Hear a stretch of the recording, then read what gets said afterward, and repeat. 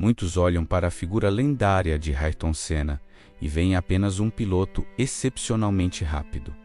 Um homem com um dom natural para a velocidade e uma coragem que beirava a loucura. Eles se surpreendem e até se incomodam ao descobrir que aquela frieza cirúrgica nas pistas, aquela capacidade de suportar pressões desumanas a 300 km por hora, não vinha de um vazio emocional, mas de uma fonte espiritual intensa, profunda e inegociável. Existe um erro crasso, perpetuado por uma cultura fraca, de achar que a Bíblia é um livro de consolo passivo feito para acalmar pessoas que não conseguem lidar com a realidade. Para Senna, aquele livro preto que ele lia antes das largadas não era um travesseiro para descansar a cabeça. Era um manual de guerra. Era dali que ele extraía disciplina para enfrentar a morte a cada curva. A conexão entre fé e alta performance, no caso dele, não era sobre pedir milagres mágicos para que o carro não quebrasse. Era sobre a responsabilidade aterrorizante de administrar um talento recebido. Não vamos falar aqui de religião institucional, de placas de igreja ou de dogmas que dividem. Vamos falar de princípios milenares de conduta, extraídos da sabedoria bíblica, que forjaram o caráter de um campeão mundial. Em um mundo de homens fracos, distraídos e viciados em dopamina barata, a disciplina bíblica de Senna é o diferencial brutal que você precisa para sobreviver e vencer em 2026. Se você quer entender como a espiritualidade pode ser combustível para a ambição correta, este vídeo é para você. Mas antes de começarmos, eu quero saber quem está disposto a alinhar o espírito com a mente. Vá aos comentários, escreva a palavra alinhamento. Não é um pedido de engajamento, é um teste de postura. Se você não tem a disciplina para escrever uma palavra, não terá disciplina para aplicar o que virá a seguir. Escreva alinhamento e vamos dissecar a mente de quem corria com Deus no cockpit. O primeiro hábito que precisamos extrair e aplicar com urgência é baseado na parábola dos talentos e no terror absoluto da preguiça. Existe uma passagem bíblica que é frequentemente mal interpretada pelos acomodados, mas que para um homem de alta performance soa como um trovão. É a história de um senhor que entrega bens aos seus servos e viaja. Aos que multiplicaram o que receberam, ele diz muito bem, servo bom e fiel. Mas ao que teve medo, ao que foi cauteloso demais, e enterrou o talento para não o perder. A sentença é dura, seca e violenta. Servo mau e negligente. A Bíblia não chama o preguiçoso de coitado ou de vítima do sistema. Ela o chama de mau. Ayrton Senna vivia sob a sombra dessa parábola. Ele sentia em cada fibra do seu corpo o peso divino de ter recebido um dom extraordinário. Para ele, o talento não era um presente para o seu deleite pessoal, para comprar barcos ou para ser famoso. O talento era um empréstimo, uma dívida que ele tinha com o Criador. E a única forma de pagar os juros dessa dívida era multiplicando esse talento ao extremo, levando-o ao limite absoluto da capacidade humana. Essa visão de mundo muda tudo. Quando você entende que a sua habilidade, a sua inteligência e as suas oportunidades são um empréstimo que será cobrado com juros, a preguiça deixa de ser um descanso merecido e passa a ser um roubo. Senna tinha o hábito de não aceitar a mediocridade técnica. Existem relatos de mecânicos que ficavam exaustos com a insistência dele. Ele verificava o trabalho da equipe, checava a pressão dos pneus, discutia a aerodinâmica até altas horas da noite. Ele fazia isso não porque desconfiava da competência dos outros, mas porque tinha um zelo sagrado pelo instrumento do seu trabalho. Se Deus lhe deu a oportunidade de pilotar com um carro mais ou menos, seria um insulto ao doador do dom. A negligência para ele era um pecado muito maior do que o erro honesto na tentativa de acertar. A maioria das pessoas entra no ano novo e entrará em 2026 com uma mentalidade de pedinte. Elas querem receber bênçãos. Elas oram para ganhar coisas. Elas querem que Deus abra portas que elas não tiveram a competência de forçar. Mas a regra do jogo, a regra bíblica que Sena aplicava, é a da multiplicação do esforço. A bênção não está na espera, está no movimento. O servo que foi recompensado foi aquele que saiu imediatamente e negociou, trabalhou, arriscou e dobrou o que tinha. Para o seu 2026 ser diferente, você precisa encarar o seu trabalho, seja ele qual for, de varrer o chão a presidir uma multinacional, não como um castigo de segunda-feira, mas como uma missão sagrada. Ser mais ou menos no que você faz é uma ofensa à vida que corre nas suas veias. Se você tem saúde, se tem um cérebro que funciona,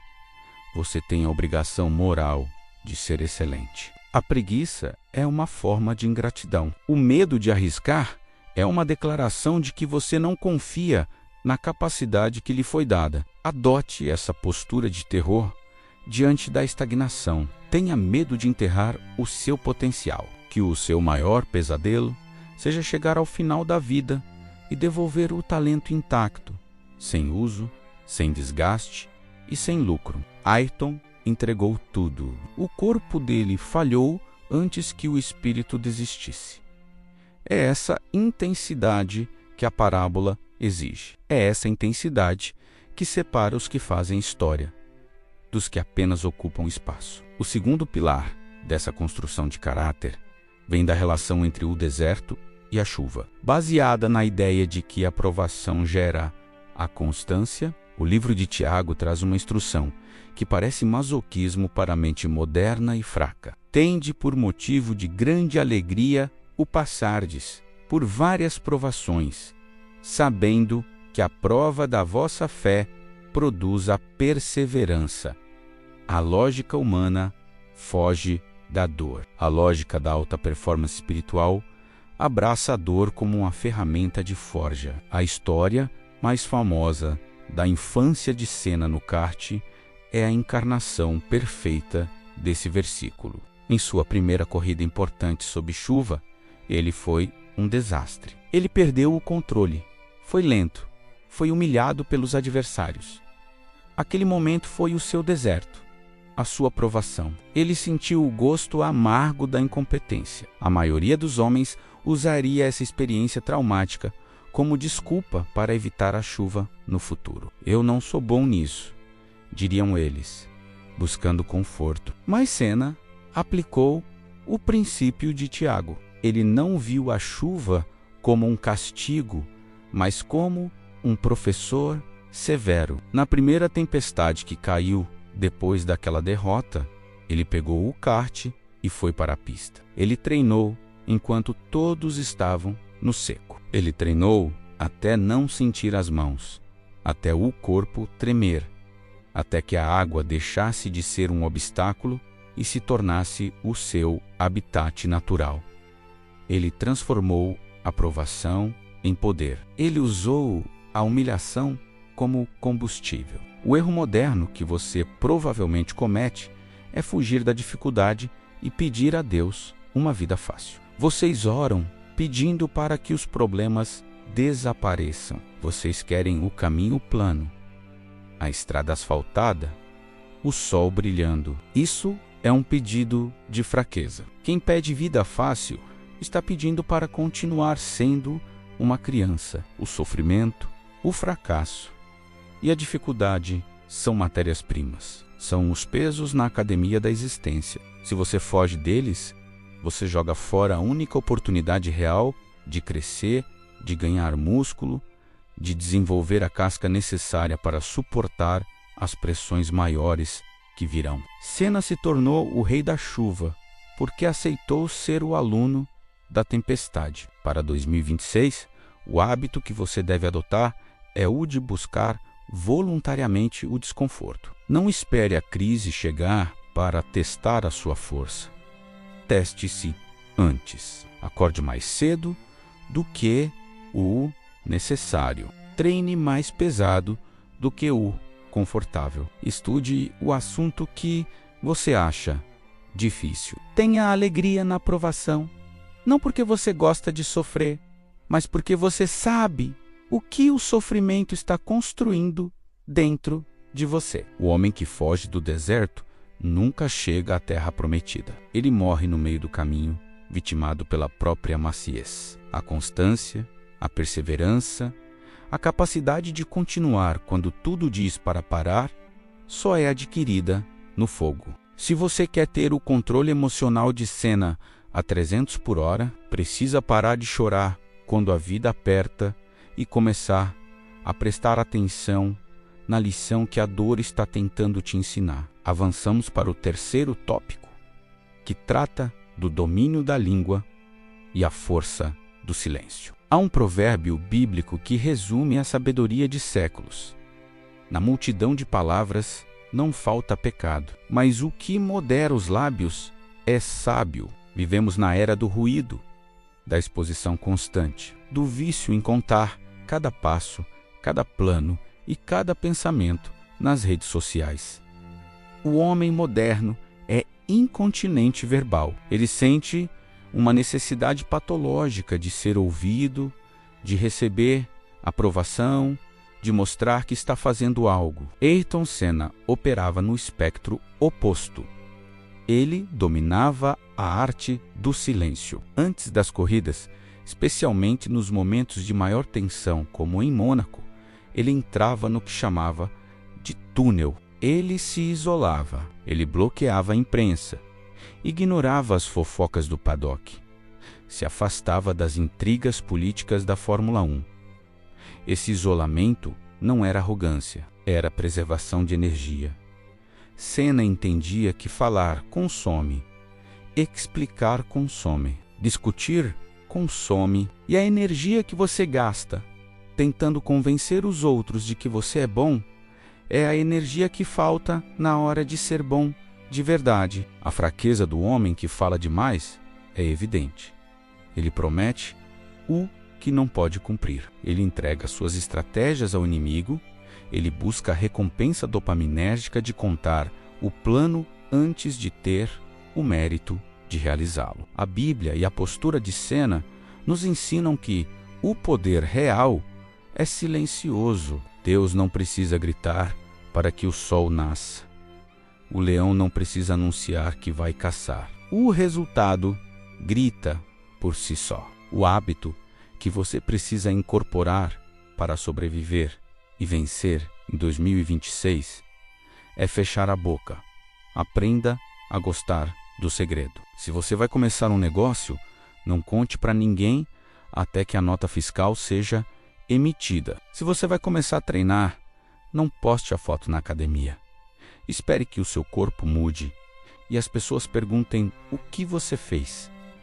Vença pela discrição. Deixe que pensem que você está parado, que você está derrotado, enquanto você trabalha no escuro, no seu túnel, afiando a sua ferramenta. O mundo não precisa saber dos seus passos, apenas ver a sua chegada. A fofoca, a opinião alheia, o comentário maldoso, tudo isso morre diante de um homem que não reage, que não se justifica e que apresenta resultados incontestáveis. A moderação dos lábios é um sinal de autoridade sobre si mesmo. Quem não controla a própria língua não controla absolutamente nada na vida. Senna falava pouco, olhava muito e agia massivamente. Que esse seja o seu padrão. O silêncio assusta os oponentes e alinha o espírito. O quarto ponto é inspirado na coragem de Josué e no imperativo de ocupar o espaço. Quando Moisés morre e Josué assume a liderança para entrar na terra prometida, a ordem de Deus não é seja cuidadoso ou seja gentil. A ordem é repetida exaustivamente. Sê forte e corajoso. Não temas, nem te espantes. Existe uma confusão terrível no cristianismo moderno e na sociedade em geral, entre ser bondoso e ser covarde. As pessoas acham que ter fé significa ser passivo, aceitar tudo, baixar a cabeça. Isso é mentira. A Bíblia não prega a passividade. Ela prega a mansidão, que é força sob controle, mas exige coragem bruta para a conquista. Senna entendia isso como poucos. Sua filosofia de pista, a famosa teoria da brecha, é a aplicação prática de Josué 1:9. Ele dizia: se você vê um espaço, uma brecha, e não vai, você deixa de ser um piloto de corrida. Isso fala sobre identidade e território. Se existe uma oportunidade dada por Deus e você recua por medo, você está negando a sua essência. Você está desonrando o comando de ser forte e corajoso.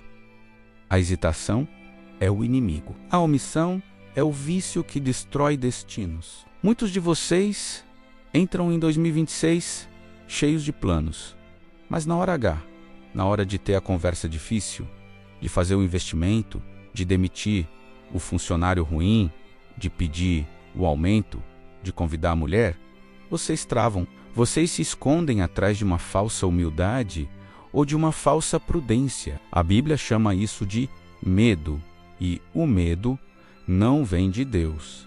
Senna era criticado por ser agressivo na pista. Diziam que ele era perigoso, mas ele sabia que o espaço pertencia a quem tivesse a coragem de ocupá-lo. O hábito para o próximo ano é tomar decisões rápidas e firmes. Pare de pedir desculpas por querer vencer. A Terra Prometida tinha gigantes, tinha muralhas, tinha exércitos inimigos. Josué não entrou lá pedindo por favor. Ele entrou lá derrubando muralhas. A sua vida tem brechas que estão abertas agora.